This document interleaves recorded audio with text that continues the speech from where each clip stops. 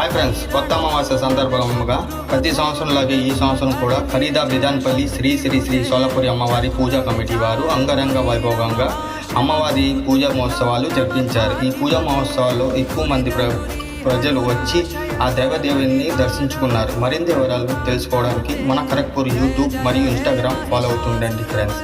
మళ్ళీ కలుద్దాం కొత్త విషయంతో. అంతవరకు నమస్కారం. జై మాతాది.